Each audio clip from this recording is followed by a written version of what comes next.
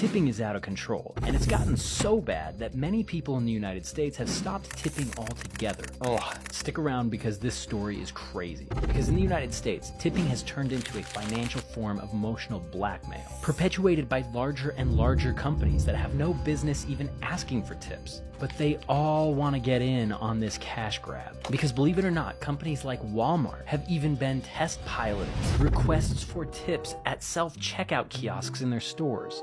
Like, no one's even doing work to be tipped. You bag your own stuff. You are doing all of the work, and then Walmart asks you to give them money for the pleasure of doing all of that. But this twisted state of where tipping is right now is just the tip of the iceberg. And tipping in 2023 might not be healthy for the economy or society at all. But in order to understand where we are, we gotta go back in time to the beginning and origins of tipping in the United States. And it all began in the early 1800s when wealthy Americans traveled to Europe. And it's there that they were introduced to the concept. Tipping originated in Europe as an exchange of money from master to serf, where masters would reward their servants with a little bit of extra coin for doing a good job at their job. And when wealthy Americans on vacation to Europe who observed this returned back to the United States, they brought this tradition of tipping with them as a flex. Ah, yes, excellent work.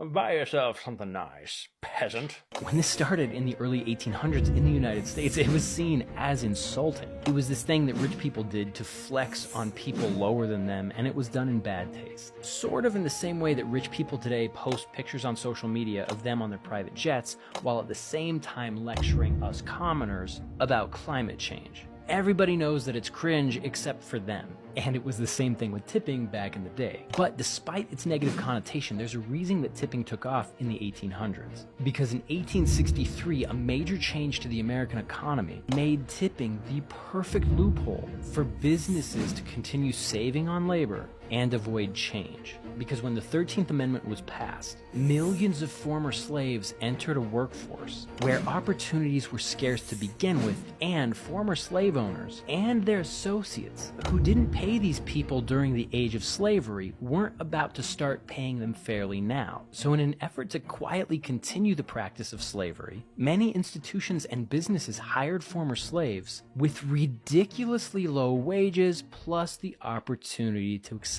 tips. And this practice grew in popularity in the South until pretty soon the entire service industry jumped on the bandwagon, as businesses saw an opportunity to normalize extremely low wages for low-level positions with the expectation that the difference in these very low wages would be subsidized by you, the consumer, in the form of tips. And that tradition stuck. It's spread. And flash forward a few hundred years, now when we all go out to eat, we all know that our waiter or waitress isn't being paid well by their employer, and it's up to us to make sure that they get to eat. It's up to us as patrons to make sure that financial ends meet for the person who's waiting on our table. So unless you have exceptionally bad service and you actually see somebody spit into your food, you're gonna tip them. And that practice can be traced all the way back to the South in the mid-1800s, where former slave owners tried desperately to cling to free and cheap labor. And in 2023, businesses are still doing this, because the federal minimum wage for restaurant employees nationwide is only $2.13 per hour. Now, some states have passed laws to make this number higher, but many restaurants don't pay their staff livable wages. But it's allowed because those wages are supposed to be brought up by tips left by patrons. And we've all been conditioned to pay into this system. And now that it's a habit that's been ingrained for generations, more big businesses are tapping into Americans' tendency to leave tips, asking for tips when there is zero reason to leave one. I personally have been asked to tip for buying a bottle of water from my local sandwich shop. Like, that's the only thing I bought.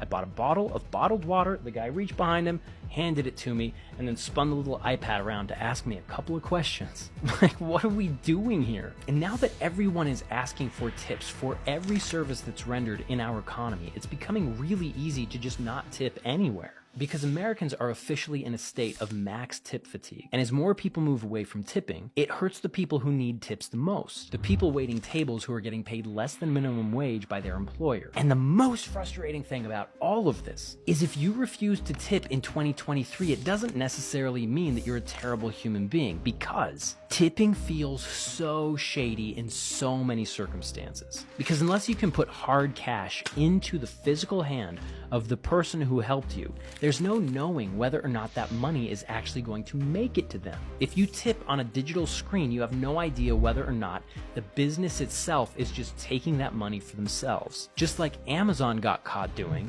back in 2015. Almost a decade ago, Amazon had a program called Flex that allowed customers to leave tips for their drivers, and everybody loves their Amazon drivers. So people tipped, and they tipped generously. But those drivers didn't get the money because Amazon asked for those tips through their app, and the drivers had no way of knowing they were getting tipped in the first place. And Amazon kept $62 million that was intended for drivers, and they just use it for themselves. So when you're at your local restaurant and your favorite server gives you your food and they flip the little screen around to ask you a few questions, there's no way of knowing whether or not that person is actually getting the money that you intend for them unless you have physical cash. And all of this is why Americans are abandoning tipping. And what this means for the service industry as a whole is anybody's guess. So the question is this: when every single business out there is asking for tips, when is it appropriate to leave one? And when is it better to just hold on to your hard-earned money? What do you think?